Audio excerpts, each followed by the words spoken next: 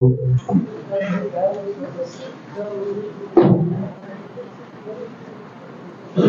noite a todos e a todas, tudo bom? Sempre uma imensa alegria retornar aqui ao Luz de Caridade, ao Centro Fraterno Luz de Caridade. Eu me sinto realmente pertencente, apesar de não ser um voluntário direto nas obras assistenciais da casa. A minha participação é sempre essa, na parte doutrinária, que eu sinto que o vínculo que eu estabeleci de carinho e afeto com a minha amiga Iracema, ele vai ser mantido além dessa existência.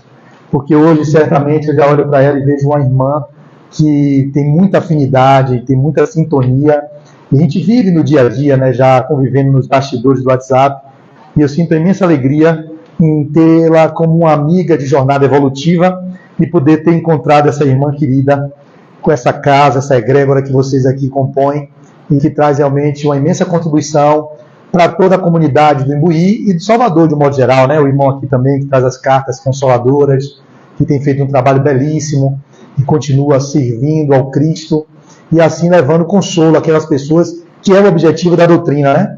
O Espiritismo é uma doutrina consoladora, ela consola os corações. O tema de hoje é de uma mensagem de Marta, do dia 1º de outubro, que Marcel intitulou, né, porque Marta não coloca título, ele titulou como escravidão digital. Vocês vão entender por que escravidão digital. Mas antes de falar sobre a escravidão digital, eu falei que o ponto que ela tocou, da questão de descer-se numa sinalista e os obsessores pegarem na escada. Aí eu lembrei, quando eu comecei lá no Espiritismo, em 1996, eu comecei na Casa de Oração Bezerra de Menezes, em Brotas, na Daniel Lisboa. Mas em algum momento eu participei de outras casas espíritas. E uma dessas casas, eu não vou citar o nome, foi uma casa que tinha uma mediúnica que era de uma forma não tão ortodoxa. Ou seja, não era aquele modelo convencional. Era simplesmente uma mediúnica onde os espíritos se comunicavam e as pessoas às vezes tinham acesso à comunicação. E era uma coisa bem densa. Tá ouvindo aí, gente? Sim. No Instagram? Tá beleza? Tá um burburinho aí, tá me tirando meu foco. Resolveram aí as pendências? Todo mundo já resolveu? Pronto. Então, venha para a história. Fique aqui comigo que vai acabar rapidinho, não vai doer nada. Então, nessa mediúnica que eu estava, eu era neófito, ou seja, iniciante. Eu não tinha experiências mediúnicas, estava estudando espiritismo, participava do grupo de estudos da COBEM, mas nessa mediúnica a gente fez o preparo e eu entrei. Um dia, vou me colocando à disposição para ser o doutrinador, um irmão amigo, que era o médium, digamos, Iracema era médium, era uma sala assim, que ficava todo mundo nas laterais, não tinha nada no meio, e aí, tipo, a gente falava assim no jargão popular, o couro comia. As comunicações ocorriam ali, aqui ocorria cá, a de cá, e aquela zoada, eu vou acabar com você, a gente não ouve o que o outro está dizendo, não ouve o que o outro está dizendo, mas é o doutrinador do lado do médium aqui, eu não me lembro como hoje, meu Deus. E aí, eu com medo, me tremendo todo, tinha acho que 1 ano ou 2 anos de espiritismo, e o espírito aqui dando comunicação por um amigo meu médium, vou acabar com ele. Eu digo, vai acabar com ele como, irmão? Por que você quer se metendo, olhando para mim, né? Meu Deus, onde é que eu fui me meter, meu Jesus? Porque a gente vai querer falar com o espírito, a gente não vê. Ele está lá me vendo, porque ele está desencarnado, eu estou vendo o médium, assim, com os trejeitos, me olhando. O que você quer? Não era com você, mas você está se metendo por quê? Eu digo, não, meu irmão. É porque eu estou aqui para tentar ajudar, deixa o rapaz, aquelas formas que o médium doutrinador faz, né? E meu coração em taquicardia já virado no campo, porque ele virou para cima de mim, né? É assim que eles fazem, né? Para a gente ficar meio ressabiado. Imagine eu, com 1 ano de espiritismo, hoje eu tenho 27 anos, né? Hoje eu sei lidar de uma forma melhor, mas mesmo assim algumas comunicações são bem densas mesmo. Se você não tiver a fé firme, inquebrantável e sustentada no apoio da espiritualidade, você sucumbe mesmo, né? Era isso mesmo, a idade, 82 anos, se atrapalhou toda ali agora, baixa o volume, irmã, em nome de Jesus. Eu adoro a minha véia, adoro essa véia. Ela é espontânea, adoro. E ela vai levando. Ô Iracema, é uma índia, a caboclinha mesmo, essa cabocla é brincadeira. E aí, o resumo da história. Quando eu começo a doutrinar, eu falo assim, sim, e aí? O que você quer mesmo? Peraí, não vou querer mais falar sobre ele, não, eu quero falar sobre você. Você mora onde? Eu digo, peraí, meu irmão, para que você quer saber meu dele? Para que você quer saber meu nome? Com medo, né? Não é assim. Para que você quer saber meu nome? Não, tá com medo, não é assim, tá com medo. Não tem para você, vai dizer, não, eu vou ficar na escada. Aí eu lembrei quando ela falou, te esperando, que eu sei que você vai descer, quando você vai me olhar, você não vai me ver, e eu vou lhe seguir até sua casa, e agora eu vou perturbar você. Você não tem nada que se meter com quem não der. Rapaz, eu digo, meu Deus do céu, meu Jesus. Aí comecei a dizer, não, irmão, aí veio a inspiração, que é a única saída que a gente tem, né? Quem lê as obras de André Luiz vai perceber como funciona. Você chama a mãe. Eu digo, ô meu irmão, o que é isso? Sua mãe não ia gostar nada de ver você fazendo isso. Ele, o que é? Não bote minha mãe no meio não, viu? Não bote minha mãe no meio. Aí eu botei a mãe no meio e joguei. Aí eu senti uma energia que me envolvia. E eu comecei a expandir o perispírito. A gente sente assim, né? Quando a gente vai dar comunicação, a gente dilata o campo energético, o espírito se acopla no nosso. E eu já falava com a voz doce. Não era uma voz completamente feminina, mas eu já não estava mais com a parte do masculino, que é o ânimo, tão presente. Eu fiquei muito adocicado, mas não foi adocicado só pelo medo, não, porque o medo também faz ficar mais frouxo, né?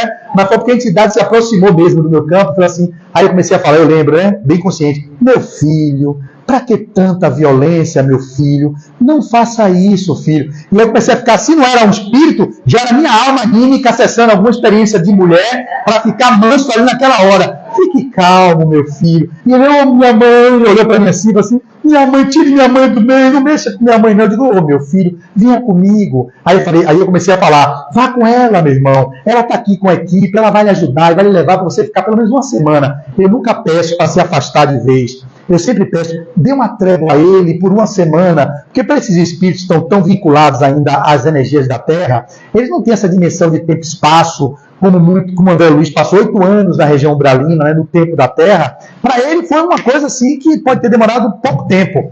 Então, para eles, assim, quando a gente fala uma semana, como eles estão muito vinculados à energia da Terra, para ele passa rápido, uma semana dá para aguentar. Se eu disser assim, ó, nunca mais fique perseguindo ele, não, nunca mais. Isso é até um recurso que os drogadictos no NA, Narcóticos Anônimos, e no AA, no Alcoólicos Anônimos, eles usam. Só por hoje. Só por hoje eu não bebo. Só por hoje eu não fumo. Só por hoje eu não uso droga. Porque o cérebro não entende, eu nunca mais vou usar droga. Eu nunca mais vou beber. Para o cérebro, ele não entende o nunca mais. Ele pode suportar só por hoje. Então eu acordo de manhã e digo assim, só por hoje eu não bebo. Amanhã eu acordo de novo e digo, só por hoje eu não bebo, só por hoje eu não bebo. Aí as pessoas às vezes ficam limpas durante 1 ano, 2 anos, e quando entra numa bebida, às vezes perde toda aquele trajeto de 1 ano que ele estava limpo. Então eu fiz isso. 1 semana, irmão, só 1 semana.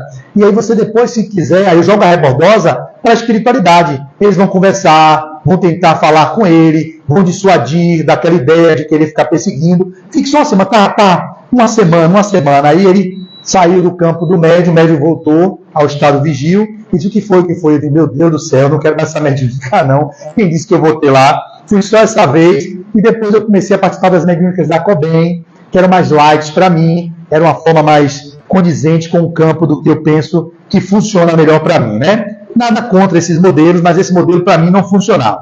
Hoje em dia, quem sabe, 27 anos depois, eu estou mais maduro para enfrentar talvez um avalanche de comunicações concomitantes, todo mundo falando, vou acabar com você, talvez eu tenha mais preparo. Então, a mensagem de hoje é escravidão digital. Veja o porquê. Olha como a benfeitora Marta, quem não conhece vai saber depois que é o espírito que dá comunicação através de Marcel Mariano. Ela traz mensagens diárias e agora está trazendo aos domingos. Às vezes, durante a semana, trouxe agora sobre a guerra, no dia 8 de outubro, ela trouxe uma mensagem do dia 15 de outubro para os professores, enfim. E essa daqui intitulamos Escravidão Digital. Percebam por quê. Nós vamos trabalhar dentro dela e explorando o desenvolvimento de cada estrofe, né? Ou melhor, de cada parágrafo. Ela diz assim, na moderna paisagem do mundo, certamente que a maioria esmagadora das criaturas afirmará saber o significado da palavra escravidão. Né? Todo mundo aqui, de uma forma de hoje ou de outra, já viveu a experiência na história do que é escravidão e que nós não desejaríamos que nenhuma nação do mundo pudesse passar por isso. Mas veja como Marta vai desenvolver o assunto. Ligeira busca aos dicionários virtuais ou compêndios da história esclarecerá que quase nenhuma nação da Terra escapou de ter tido escravos ou ter sido escravizada em sua longa ou curta história. A sujeição imposta e arbitrária de um homem a outro homem tem sido a marca mais frequente de nossa penosa convivência, avançando a passos difíceis para a emancipação e a plena liberdade. Em incontáveis religiões do planeta, A virada da sombria página custou muitas vidas, como na Guerra de Secessão nos Estados Unidos, entre os anos de 1861 e 1865, vitimando o próprio líder nacional. Se eu não me engano, a Guerra de Secessão, se eu não me engano, vocês sabem a história melhor do que eu não sei se foi o período de Abraham Lincoln, foi? Que teve o líder nacional que foi vitimado, será que foi ele? Eu sei que a escravidão, como eu vivi nos Estados Unidos, numa determinada encarnação da minha vida, eu vivi aqui em Cachoeira, eu já disse isso publicamente, fui senhor de engenho, senhor de escravos aqui. E aí, como senhor de engenho branco, escravocrata, eu fiz um resgate dessa experiência no tribunal da própria consciência de culpa, que eu devo ter ficado, que não deve ser o que a gente deve levar, foi um aprendizado, um equívoco, eu construí realmente vínculos de muitas dores para as pessoas, causei muitos sofrimentos, mas também vivi sofrimentos que foram o sofrimento do drama moral dessa vida. E eu reencarnei nos Estados Unidos.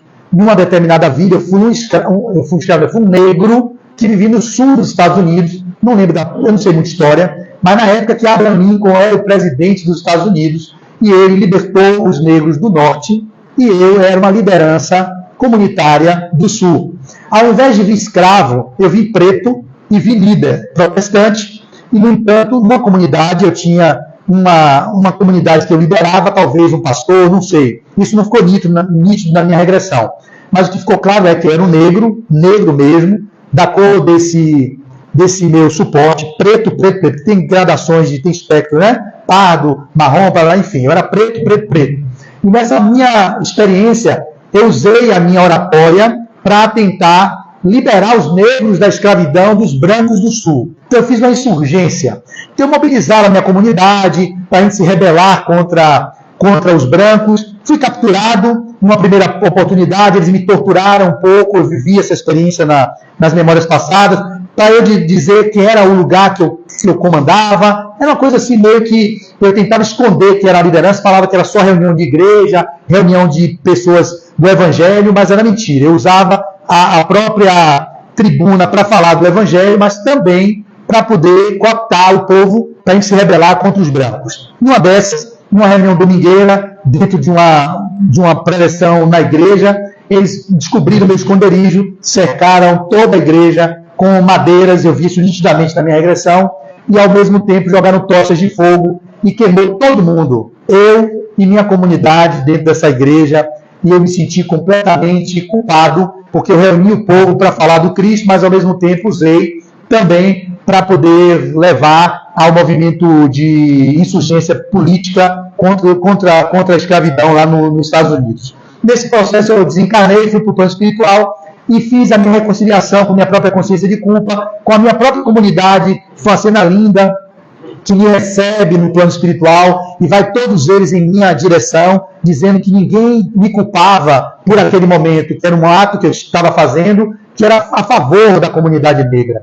Então eu quero trazer essa experiência para mostrar como nós podemos vir brancos, vir escravocratas, retornarmos negros, querer liberar os negros, não necessariamente vir como escravo, não precisa ser na mesma moeda, essa lei de ação e reação que a gente já mudou para a lei de probabilidade, porque a física quântica já mostra que não é literal como Descartes falava, como Newton falava, existem possibilidades de ajuste pela lei do amor. Você pode escolher uma reconciliação com os delitos praticados por outros caminhos. Eu escolhi o caminho de liderança. Na liderança, e não necessariamente eu fui escravo de ninguém, mas eu morri, paguei um preço queimado com a minha comunidade, isso gerou um peso para mim. E esse movimento todo é para mostrar que a escravidão devia ser banida do planeta. E, obviamente, que hoje em dia ainda temos pessoas escravizadas, e aqui Marta vai continuar dizendo, na nacionalidade brasileira, perdurou a noite do cativeiro por quase 400 anos de nossa história, chegando ao seu término oficial somente em maio de 1888, mas perdurando até nossos dias no formato hediondo da exploração do trabalho sem as garantias legais, obrigando pessoas simples e pouco cultas ao serviço análogo ao da condição de escravos. Né? A gente vê várias vezes pessoas aí sendo resgatadas do trabalho escravo, com condições subhumanas, e que não é a escravidão do modelo que era, mas ela é veladamente a mesma forma de exploração do homem pelo homem. Rompendo essa conceituação básica e tradicional do verbete, poderíamos analisar e localizar sua dilatação no tempo e no espaço percebendo que nos dias que correm temos outros tipos de escravidão, onde, aí vocês todos agora vão se enquadrar, porque eu me vejo também escravizado nisso, e vou problematizar com vocês e dizer como essa adição, né? Adição por telas. A gente sabe que tem drogadictos, né? Por drogas, mas tem adictos por tela, por tecnologia e por redes sociais. O que ela vai trazer é isso. Que sirva para cada um de vocês, que vistam a carapuça, quem quiser vestir, porque eu já vesti. Eu estou me tratando disso, vigilante sobre isso. E isso é o primeiro passo para você cuidar de algum processo que mexe com a saúde mental ou com a saúde física. Se você não reconhece o problema, vocês vão continuar vivendo a escravidão digital que muitos daqui estão vivendo, né? E ela vai dizer assim: percebendo que nos dias que correm temos outros tipos de escravidão, onde a virtual se insere como uma das mais desafiadoras. Com o advento da tecnologia digital, ora contemplamos milhões de criaturas humanas escravas e reféns de meios de comunicação nesse setor, abdicando do contato presencial. Isso é um ponto fundamental do desenvolvimento dessa nova era, dessa sociedade líquida, na visão de Zygmunt Bauman, que é um sociólogo que estuda a sociedade pós-moderna e que ele diz as relações líquidas que se estabelecem entre as pessoas. E esse mundo da tecnologia, que a gente não é contra, e ele traz uma contribuição civilizatória importante, haja vista o que nós vivemos na pandemia. Sem tecnologia, praticamente teríamos perdido muito mais pessoas do que perdemos, porque nas nossas restrições domiciliares não teríamos como fazer contato com nossos confrades, não teríamos como manter as reuniões espíritas virtualmente, não teríamos como fazer o que fizemos e que foi um grande aprendizado durante o período pandêmico e que hoje estamos retornando presencial com esse aprendizado que foi mantido em todos aqueles que passaram por isso.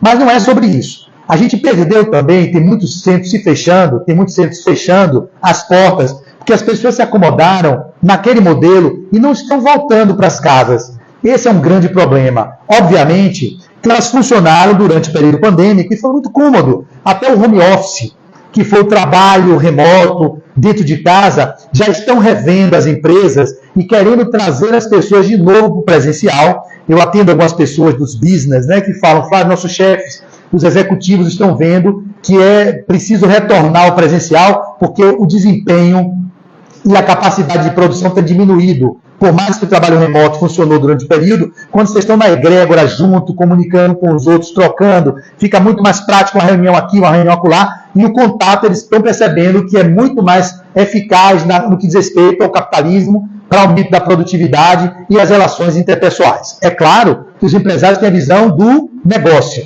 Nós estamos olhando aqui, enquanto espíritas, na relação que é de estabelecimento de trocas fraternas, do contato físico. Nós somos seres, como sendo mamíferos, predomina muito o cérebro límbico hipotalâmico, que é o lugar onde a gente precisa do colo, do afeto, do toque, como forma de nutrição do corpo. Mesmo que a gente entenda que a gente pode trabalhar via de pensamento, mas nós ainda requeremos o contato físico como um recurso para a estabilização, para a harmonização da nossa própria psique. Eu explico.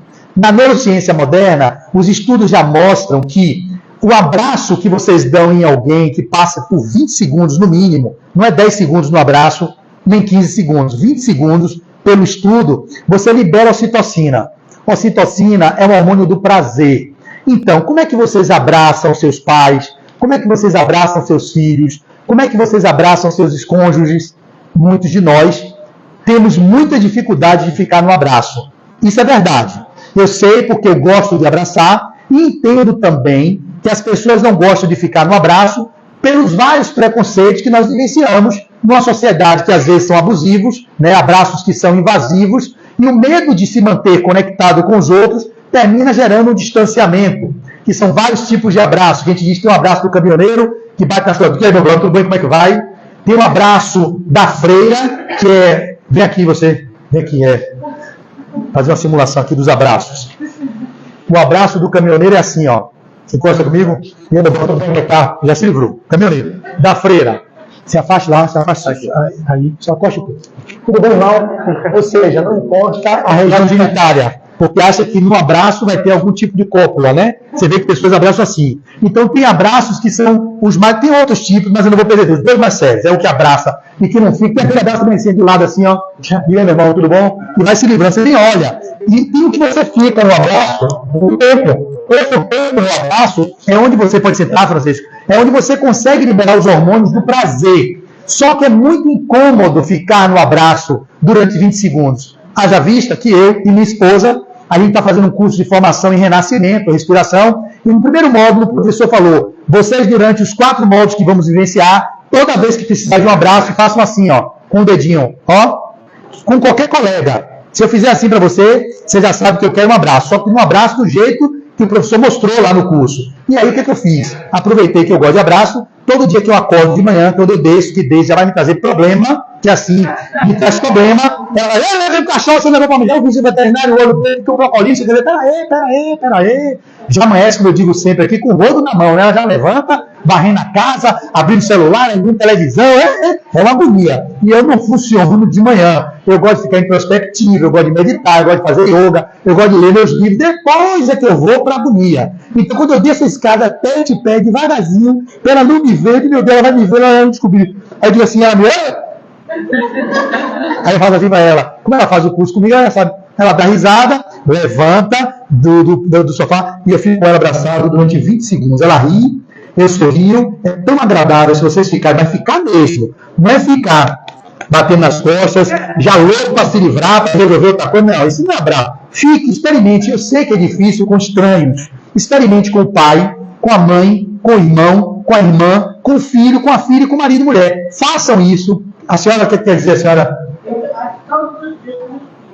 Abraça desse jeito, mas fica um tempo no abraço, até mais. Beleza, então ela está cheia de ocitocina. Aí não precisa ficar tomando hormônio, não precisa ficar tomando reposição de nada, porque você se inunda de ocitocina. Então, observe a partir de hoje as relações de abraço e de contato. Se no abraço tem isso, a gente no contato presencial, a gente respira um campo de emanações fluídicas, que é óbvio que de acordo com a egrégora que a gente está inserido, aqui, por exemplo, é uma egrégora que está todo mundo no mesmo propósito, buscando o crescimento e o aprimoramento intelecto e moral. Obviamente, se você está no meio de uma farra de um barzinho, é outra vibração. No meio do carnaval, tem outra vibração. Mas, inequivocamente, ninguém sobrevive sem o contato físico. Tanto que o único animal que não consegue, são os mamíferos, né? O ser humano, nós não conseguimos viver sem ter uma mãe nos contendo, nos botando no peito para mamar. Os outros, os animais extintos e irracionais, eles ficam um período de amamentação e já se desenvolvem e vão embora. A gente precisa desse contato.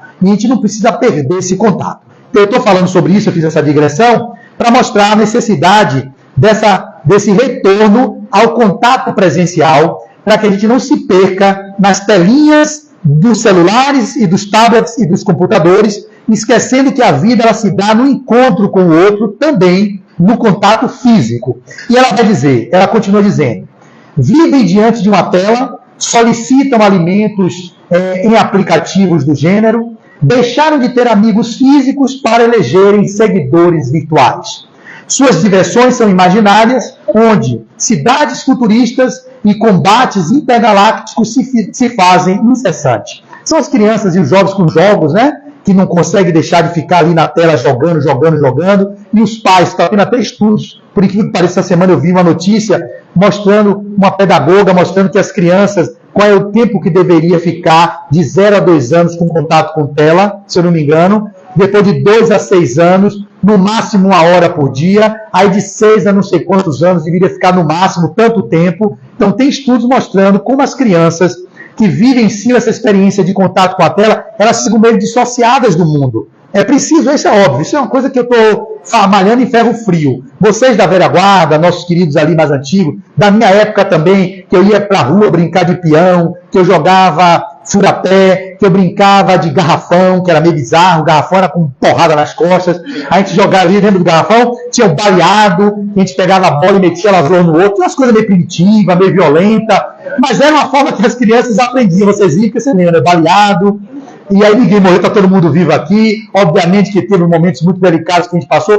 mas a gente tinha mais contato com o campo, com o chão, com a natureza, com os pés descalços, a gente vivia de patinete de rolimã, descendo a ladeira do meu conjunto onde eu morava, eu tinha skate, enfim, nós vivíamos em contato mais com os outros e em contato com o mundo lá fora. Obviamente que vão argumentar que a violência aumentou e os meninos ficam hermeticamente fechados nos seus apartamentos, quando muito vai para um playground e fica pouco tempo já sobe, mas a maior parte do tempo, hoje, nós estamos muito viciados, escravizados nas telas de celular e nas telas de computador e nas telas de televisão também, com notícias impregnando o nosso psiquismo, contaminando nossa tela mental, com assuntos que são às vezes pessimistas, que são negativos, que inundam nossa mente de violência, e a gente não entende por que começa a desenvolver síndrome do pânico, transtornos de ansiedade generalizada e os processos psicopatológicos se estabelecendo, fruto também do que nós estamos alimentando,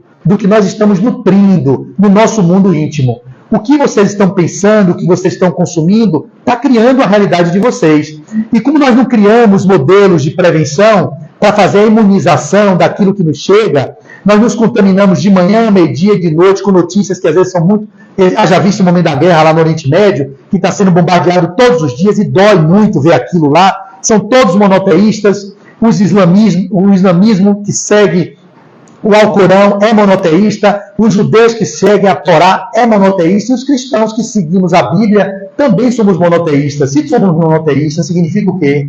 Que Deus é único, que é pai de todo mundo, e que todo mundo é o quê? Irmão. Como é que tem uma briga entre irmão, por uma casta A, uma casta B, porque o povo palestino, o povo judeu, aí começa a confusão, um mata o outro, aí um vai e mata o outro, sequestra o outro, uma confusão, e eu sou a favor de quem ali? De nada, eu sou a favor da paz.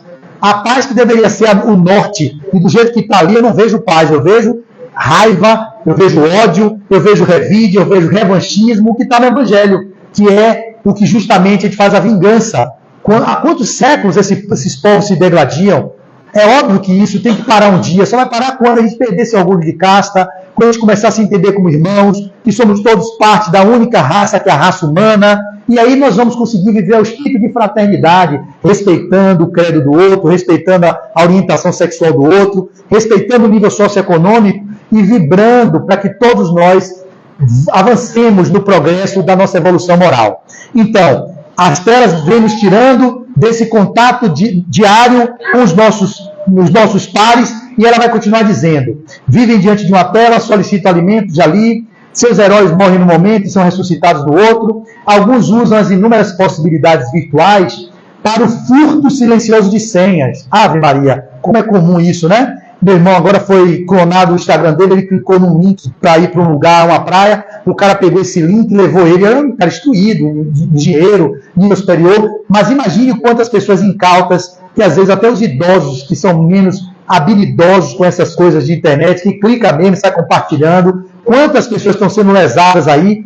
mostrando o noticiário. Então, meu irmão foi, clonaram o perfil dele, já mandou mensagem para mim pedindo para eu entrar no negócio de uma rifa. Eu digo, meu irmão, você não faz isso. Ele, não, meu irmão, pode bloquear, que meu WhatsApp foi clonado. Ele teve que, WhatsApp não, o Instagram, foi fazer um boletim de ocorrência na delegacia virtual, aí depois retomou o Instagram dele, tendo que mostrar foto do rosto dele para o Instagram, isso foi legal, comparar com as publicações da página dele e devolveu a ele o Instagram dele, para ele não ter que perder e ter que abrir outro. Então veja como nós estamos vivendo. As pessoas perdendo tempo para entrar nos lugares dos outros, para extorquir, para roubar. Então a gente não tem mais controle de onde isso está nos levando. Olha o que Marta vai terminar nos dizendo.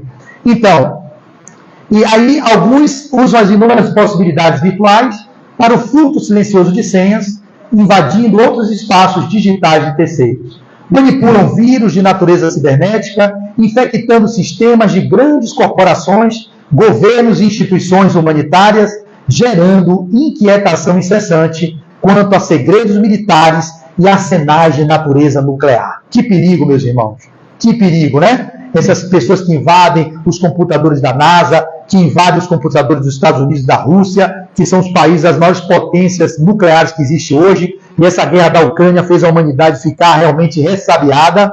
A guerra nuclear não acontece, porque sabe que se fizer, não fica ninguém, não sobra ninguém. Talvez seja por isso que eles não usem ainda, porque só se for um cara que esteja realmente, tem muitos psicopatas liderando as nações aí afora, ele queira realmente ser um suicida e dizer assim, olha, eu quero acabar com todo mundo mesmo. Então, vou largar a bomba nuclear, eu morre todo mundo. Porque dizia, se eu não me engano, foi Einstein, perguntaram, eu não sei se foi Einstein, o que é que poderia acontecer, Einstein, se houvesse uma terceira grande guerra mundial? A maior calamidade de guerra que teve na humanidade foi a Segunda Grande Guerra, né? Vocês sabem disso. A Segunda Grande Guerra, que terminou em 1945, foi a maior guerra que existiu na história até hoje, onde teve o movimento do nazismo, tudo aquilo que a gente quer apagar da página da nossa história. E, ao mesmo tempo, perguntaram ele o que aconteceria se houvesse uma terceira grande guerra mundial. A resposta, não sei se foi Einstein, não sei, realmente não me lembro, ele disse assim, olha, o que aconteceria se tivesse uma terceira grande guerra, eu não sei, mas a quarta seria de pau e pedra, porque a terceira não ia restar mais nada, a gente voltaria a um nível da barbárie. Seria pau e pedra, que só ia restar pau e pedra, não ia ter uma arma nenhuma mais para ter. Então, se tiver a terceira, eu não sei, mas eu sei que a quarta seria de pau e pedra, porque não ia sobrar mais nada. Então a gente tem que vibrar, óbvio que o capitão da nau é o nosso querido Jesus de Nazaré. A gente sabe que Ismael está olhando pelo Brasil. São os diretores, né, que a gente fala, a hierarquia dos espíritos responsáveis para manter o mínimo de ordem. Só que eles não podem interferir no livre-arbítrio. Em alguns momentos, eles fazem intervenções, como foi dito no nosso lar, quando teve a Segunda Grande Guerra Mundial, a espiritualidade se reuniu tentando dissuadir as lideranças, foram no campo psíquico de Hitler, foram no campo psíquico daqueles líderes da época, para tentar inspirá-los. Só que eles não estão abertos a serem inspirados por anjos ou por espíritos mais elevados. Eles estão sintonizados com as mentes daqueles que querem pregar o ódio, que querem pregar a dissensão. E nós somos o exemplo disso. Nossas vivências externas, as guerras externas, são fruto das batalhas que nós travamos no nosso mundo íntimo. Seria interessante que essas batalhas que nós travamos fosse uma batalha que nos levasse para o mergulho da transformação moral, que deveria ser a tônica de todos nós. Só que a gente trava batalhas negando a raiva que temos, o medo que temos, a tristeza que temos, e extravasamos no mundo lá fora as nossas paixões, as nossas viciações, e geramos no mundo o reflexo do que está acontecendo no nosso mundo íntimo. Não julguem esses homens, que olha, às vezes bate uma agonia monstra quando eu vejo aqueles caras falando, um dizendo de um, dizendo do outro, eu digo, meu Deus do céu, eu sinto, eu fui também combatente, eu vivi na Roma Antiga, eu fui centurião romano, eu sei o que é isso. Eu nunca quis ser militar nessa encarnação, nunca quis ser policial, nunca quis ser do exército, por medo e receio, talvez inconsciente, de relembrar-me das experiências que eu tive quando fui centurião. Centurião é um comandante de 100 soldados romanos, é tipo um tenente-coronel. Eu comandava uma centúria, tinha o chefe da guarda pretoriana, tinha o governador Pilatos, e eu vivia ali, ó, mandando matar todo mundo, entrando no lugar, quebrando na porrada. Então isso está em mim. O primitivo está em mim. Quem é que eu estou cultivando? Se eu deixar esse homem velho voltar, vem o escravocrata, vem o perverso, vem o político corrupto. Todas as experiências que vocês viveram estão em vocês. O que é que a gente tem feito? Negado tudo isso e querer mostrar um lado de uma persona de pessoas, entre aspas, bonzinhos, e estão se desencontrando do que é a verdadeira realidade interior. Porque a gente não tem o hábito de ir para dentro, para olhar o que está acontecendo no mundo íntimo. E aí nós repercutimos no mundo externo uma vivência que é completamente falaciosa, que é uma sociedade de hipócritas. Somos hipócritas, porque vivemos mostrando aquilo que nós não estamos, porque queremos ser aceitos, queremos ser pertencentes, queremos ser amados. Eu estou dizendo que vocês têm que botar para fora todas as suas mazelas? Não. É preciso silenciar, é preciso olhar para dentro, é preciso fazer contato com aquilo que nos edifica, que nos eleva para níveis de consciência mais ampliado. E não vai nos elevar para a consciência mais ampliada, ficar vendo o jornal o dia todo, vendo o Instagram, na timeline, passando de cima para baixo, vendo a notícia de um contra o outro, professando e promulgando fake news nas redes sociais. Isso vai nos fazer voltar à vivência do que a gente não quer mais para a nossa civilização. E o que está acontecendo é isso. É uma transição planetária dolorosa, onde as pessoas estão se matando, é um ódio que não tem fim. A gente vive isso aqui no Brasil também, indo para um lugar de polarização que não agrega, porque nós não respeitamos o outro, porque nós não temos o espaço de acolher o outro na sua diferença, nós não exercitamos a alteridade. E as redes sociais têm uma função boa, que conecta muitas pessoas, a tecnologia é uma coisa boa, mas se souber ser utilizada. O que é que está acontecendo hoje? Nós não utilizamos as redes sociais, nós não utilizamos a tecnologia, ela que nos utiliza. Nós somos a mente pensante, nós que deveríamos criar regras de como deveríamos usar. Só como nós temos muitas, olhem como a questão é mais profunda, como nós temos muitas carências, como nós temos muitas demandas, nós não temos esse olhar para nos conhecermos, porque ficamos por horas infindas passando por situações como essa. Eu mesmo me vejo de vez em quando, e vou citar para vocês quando eu ler o próximo parágrafo. Em que momentos eu me percebo assim, e vocês, em eu falando de mim, vocês vão olhar para vocês e, nossa, se Flávio vive isso, eu também estou vivendo, só que eu não vejo. Eu estou, entre aspas, atento à minha adição por telas. Eu estou atento a isso. Porém, é uma luta insana. Como cheirador de cocaína, fumador, de crack, de K9, essas drogas estão destruindo a sociedade, também tem dificuldade de se afastar, nós também estamos vivendo essa adição por telas, por tecnologia, por tela azul. Isso está fazendo com que a gente perca o contato com o nosso mundo íntimo. Porque a gente quer suprir nossos vazios, nossas carências, vendo o mundo de fora, se permitindo ser controlado pelos likes que temos na publicação, olhando o número de visualizações que temos nas nossas postagens. Isso tudo faz com que a sociedade vá crescendo, porque ela está colocando fora o que deveria ser o controle dela própria, das próprias emoções, gerenciar as próprias emoções. A gente deixa na mão do outro o que não deveria, eles que gerenciam as nossas próprias vidas. Então a luta agora é contra esse grande senhor de engenho, que é o algoritmo. O algoritmo controla tudo. E eu me recuso muitas vezes a me dobrar ao algoritmo. Porque eles ditam as nossas regras, tem que estar postando todo dia, tem que estar fazendo comunicação, usando palavra-chave, é um sofrimento. Mesmo quando eu quero postar mensagem de marca, que é coisa que edifica, a gente não alcança muita gente. Mas se eu botar guerra no Golfo, guerra no Oriente Médio, morte, aí todo mundo vem. Aí eu tenho 1000 visualizações. Quando eu boto um título mais light, esse aqui para escravidão digital, aí o pessoal tem poucas visualizações. Quando a gente bota títulos trágicos, é incrível como sobe. Eu digo, pô, essa mensagem foi melhor tanto que a outra. Por que essa teve mais visualização? Porque o título impactou, um vai botando para o outro, vai multiplicando, né, a divulgação, e aí atinge não sei quantas mil pessoas. Porque quando a mensagem é boa, também, ela não atinge? Porque nós temos o malvério de sintonizar com aquilo que é mais primitivo, com o que é mais primário. Por que a sociedade nos controla? Por que as grandes mídias nos controlam? Porque elas sabem onde é que aperta o nosso nó. É ali, é no medo, é na raiva, é na polarização. Como nós funcionamos, que ela nos manipula. E nós nos deixamos manipular porque somos invigilantes. Porque não olhamos para dentro, porque não nos autoconhecemos. E assim a gente fica de joguete na mão do algoritmo e na mão desses grandes controladores das redes sociais e das tecnologias de modo geral. Para ir finalizando, ela vai dizer: manipulam vírus de natureza cibernética, infectando sistemas de grandes corporações, governos e instituições, gerando inquietação incessante quanto a segredos militares e arsenais de natureza nuclear. Se fizeram escravos voluntários, muitos já abandonaram de vez o livro físico, apenas se valendo de ligeiras anotações de caráter virtual para saberem disto ou daquilo. Eu tenho um grupo de leitura que a gente tem lido, eu odeio o livro digital, odeio com toda a força da minha alma, odeio. É óbvio que eu não sou contra o livro digital, mas eu não tenho como ficar lendo em tela, mesmo que o Kindle seja porreta. Meus amigos do grupo de leitor já se dobraram, falaram, você tem que ver como é, o Kindle, você passa a folha, chega, faz a zoada, no iPhone, não sei o que lá, faz assim, tem até a zoada, tem até a arte. Eu digo, não, nada me tira o glamour de pegar um livro, a sensação tátil de abri-lo, cheirá-lo, tocá-lo, ver a textura das páginas, ver a capa contra a capa, essa coisa da terceira dimensão. Eu não quero uma coisa planificada, apesar de que lá na tecnologia também boto terceira dimensão, eu preciso do toque. Mas a gente tem visto isso, uma movimentação positiva, porque dá acessibilidade a pessoas que não podem comprar livro, porque livro é caro no Brasil, e é verdade isso.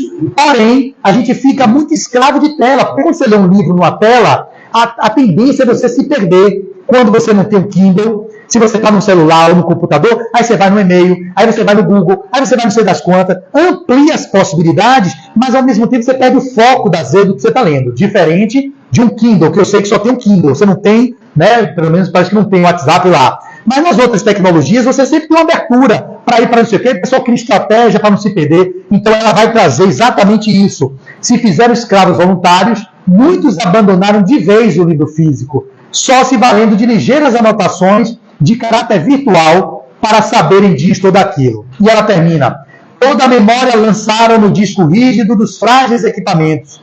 Perdidos ou furtados, alguns chegam a surtar pelo acontecido, como se todas as suas referências estivessem nas máquinas portáteis. Eu vivi isso. Eu perdi um celular por causa de um detalhe lá, um celular novo, mas para poder fazer o reparo era R$1.500, só você ter ideia. Eu digo, não. Aí eu comprei esse aqui que dobra e vou entrar no outro no Procon. Mas já está minha vida toda lá dentro. Meu WhatsApp eu perdi tudo. A agonia que eu vivi, só o Jesus na causa. Quando eu fui atualizar o de cá, que não veio nada. Cadê as mensagens de Iracema? Cadê as mensagens dos centros espíritas todos? Parece tudo lá dentro, bonitinho. Tudo no meu história. Eu não apago nada. Eu tenho muita memória, eu deixo tudo lá. Não veio nada, porque eu não fiz o backup. Então a gente também vive nesse lugar, às vezes sendo controlado por perdas de dados. Os dados fazem a gente ficar, meu Deus, como é que eu vou viver? Ainda mais a gente que é mais jovem, né? A gente vive, né? Meu Deus, as minhas informações estão todas ali. Então, é uma escravidão que a gente não percebe. Nós estamos vivendo essa escravidão. E ela vai dizer, é um campo novo, gente, que se abre ao olhar da psiquiatria, da sociologia e da medicina, tentando entender essa legião de zumbis virtuais. Marta, pé no peito. Zumbis virtuais. Quem se identifique ali pode falar, porque eu me identifico. Em alguns momentos eu não sou zumbi, mas eu tenho percebido, por exemplo, quando eu vou começar, tenho 5 minutos, né, Iracema? 9 em ponto eu vou terminar. Quando eu me percebo, por exemplo, eu acordo, estou no meu 69º livro. A minha meta são 100. Só que eu só li 69 até aqui. Eu tenho que ler 30 até dezembro para bater minha meta. Mas eu percebo assim. Estou lendo um livro agora da Alma ao Corpo Físico de Dr. Indoli Júnior, da AME de lá do Mato Grosso. Beleza. Só que como o livro é um livro de 13 horas de leitura, eu começo a devagar. Eu vou, pego o celular, só para ver a mensagem de Iracema. Reparem. Olha, eu vou falar de mim. Vocês vão se ver no que eu vou dizer agora. Eu já levanto assim, vou representar teatralmente como eu levanto. Tá bom, gente? Acordei, celular tá lá, respiro, olho para ele, vê a adição, que é como se fosse um usuário de droga, que vê a cocaína e quer cheirar a cocaína, é a mesma coisa. Eu olho ele e digo assim, meu Deus, tem um monte de coisa ali dentro. Se eu toco naquele bichinho, abre um mundo de possibilidades. Mas eu sei, Fábio, que eu preciso saber se vai estar confirmada a palestra de Iracema, se ela fez o card. Um exemplo. Ou se meu paciente das 14 horas, ele realmente vai hoje. Ou se teve uma intercorrência. Meu objetivo é esse. É entrar para olhar a mensagem, estou dando um exemplo, de Iracema do centro, que é a palestra de hoje, e ver se meu paciente das 14 está confirmado. Isso é necessário. O que é que acontece? Eu entro no celular, eu digo, vou pegar só para isso aí, eu comigo mesmo, só vou pegar para isso. Flávio, você vai pegar para isso. Eu comigo mesmo, estou falando dentro de mim, só vai ver isso. Foco, Flávio, foco. Abre o celular e já apareceu uma coisa que não era aquilo que eu fui ver. Foi o Instagram com uma... Eu digo, deixa eu ver isso aqui. Eu olhei, oh meu Deus. Aí eu comecei a ver. Aquilo me levou para uma outra coisa. Eu digo, eu fui pro direct. Mas aí a pessoa lá do outro se perguntou, você atende como é que eu posso chegar? Aí eu fui lá. Aí mando para Deise, WhatsApp, Deise, a moça lá quer saber a informação. Aí daqui a pouco, uma postagem que eu vi falando sobre alguma coisa de saúde. Eu digo, ai meu Deus, isso aqui é um artigo legal. Cadê que eu vim fazer no celular? Eu entrei para ver o que mesmo? Peraí. Eu tinha um objetivo. Eu já me perdi tanto em notícias que não é meu propósito, que depois eu fico pensando, cara, meu Deus, eu tinha que ver. Só ver a minha mãe de Iracema, rapaz, vai logo lá. Aí eu vou para o WhatsApp. Quando eu entro no WhatsApp, não está Iracema na frente, está outro, tudo verdinho. Deixa eu ver isso aqui. Aí eu li, já me levou para outra coisa. Eu tenho que falar com minha mãe. Aí já manda mensagem para minha mãe. Minha mãe, fala o seu pai. Aí eu já sabia o que eu estou fazendo aqui mesmo, gente. Já me perdi. Aí comecei a ir para a timeline. Aí comecei a responder coisas que não é necessário. E no final, quando eu me toco, que eu já passei um tempão perdendo o foco do que era necessário, eu vou dizer, poxa, eu tenho que ver o paciente. Aí eu vou lá e clico no que era o objetivo inicial. Era clicar em meu amigo Francesco para saber se ele 14 horas ia para a sessão. Aí eu vejo que o Francesco vai, está confirmado. Aí eu fecho o celular, mas já perdi um tempo imenso divagando com coisas que não são necessárias. São chamadas as distrações.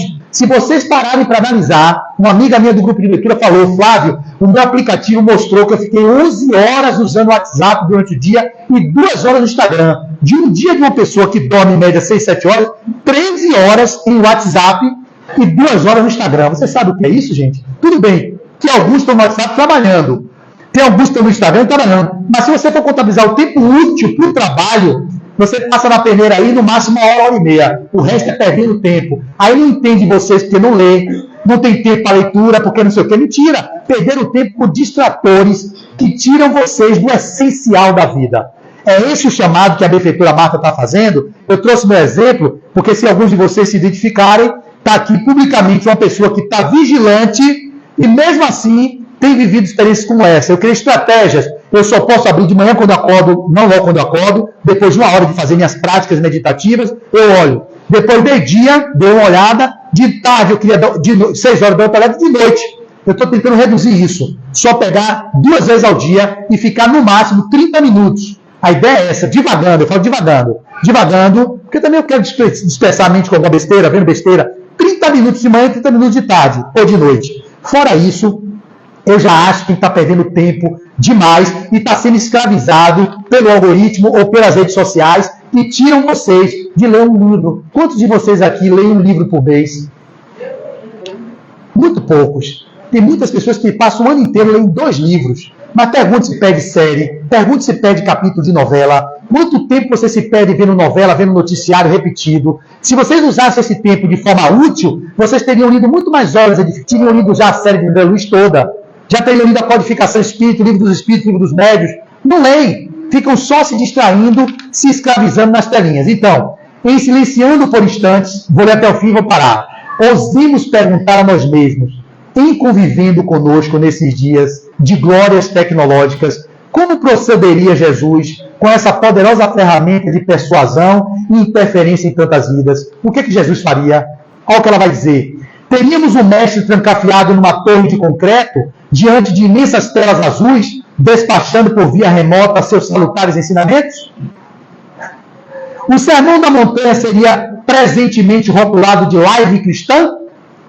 Os 12 seriam convocados, 12 apóstolos seriam convocados em grupos desse ou daquele aplicativo e quando não pudesse atender ao chamado do mestre, seriam imediatamente deletados, substituídos por outros seguidores digitais? Teríamos preces remotas e bênçãos via satélite? É material para profundas reflexões, em particular num tempo onde acabamos de deixar o refúgio dos lares para escapar ao contágio de uma pandemia, volvendo às ruas, sedentos de reencontrar os amigos que sobreviveram ao vírus destruidor. Em um tempo de tanta solidão, angústias indecifráveis, depressivos aos milhões e ansiosos quase todos, uma nova escravidão parece um retrocesso em nossa marcha evolutiva. Grilhões estão por toda parte. Os senhores feudais agora são algoritmos, gigabytes, terabytes, redes sociais e etc. À luz do Evangelho, nossa plataforma de libertação de nós mesmos, com Jesus, adesão sem alienação. E nas trilhas do viver, a incessante busca de uma razão para existir, sintetizadas numa fórmula simples: amar e servir. O mais, distração nas fainas do próprio destino. Marta, Salvador, 1º de outubro de 2023. Então, percamos menos tempo com os distratores que não nos levam para o mais e utilizemos a nossa vida naquilo que deveria ser o nosso foco principal, que é o cuidado do espírito imortal, olhando para dentro, descobrindo as nossas tendências, as nossas habilidades e as nossas mais inclinações, para assim sim usar as redes sociais no construto de uma sociedade melhor e não nos perdendo dentro dela e sendo escravizado por essa nova rede de escravização coletiva que são os algoritmos. Que Deus abençoe, que Jesus proteja e até um próximo encontro. Muita paz.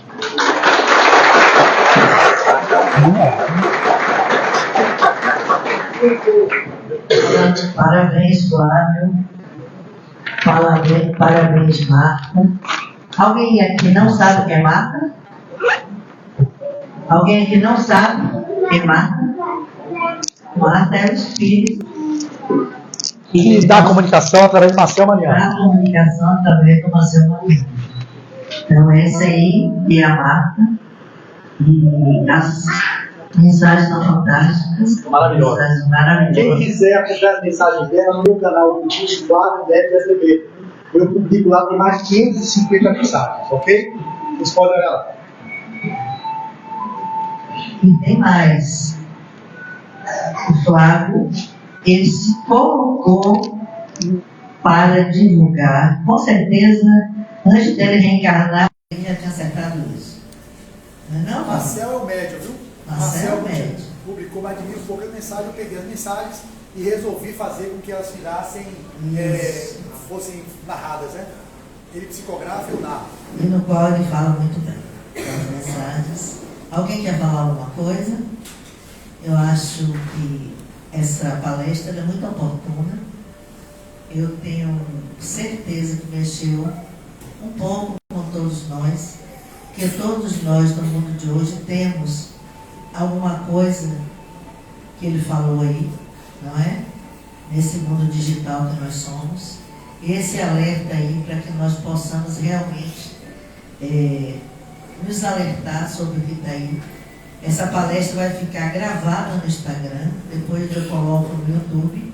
Por falar nisso, você é do Instagram, nós estamos precisando de 200 pessoas, acho que é quase 200 pessoas no YouTube. Passa lá, se inscreve no nosso canal, não custa nada, que nós estamos precisando de pessoas que se inscrevam lá no nosso canal do YouTube. Mas eu também quero dar parabéns para uma pessoinha hoje, minha netinha Maria Eduarda hoje. Parabéns, Dudu. Eu não pude estar lá no seu aniversário, porque o compromisso aqui também é grande, né, Franca? Eu não pude estar aqui, lá com a minha netinha Maria Eduarda, então parabéns a Dudinha, que hoje completa 11 anos. Minha netinha, comprida de sol. Que nos abençoe, Jesus. Vamos iniciar a nossa tarefa de hoje. Eu vou te mandar as palestras do. É a última lição essa? Eu acho que sim. Acho que não, acho que ainda tem. Vou ver lá e mando para tu. Beijo, né? Música de Natal, é? Não. Parece Natal, Se despedimos aí do pessoal do Instagram.